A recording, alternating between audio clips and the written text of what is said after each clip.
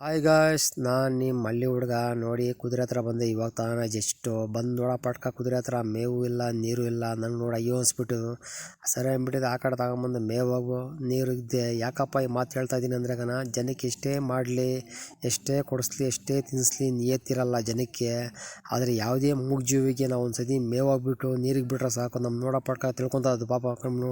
ಬರಪಟ್ಕ ನೋಡ್ತದೆ ನಮ್ಮನ್ನು.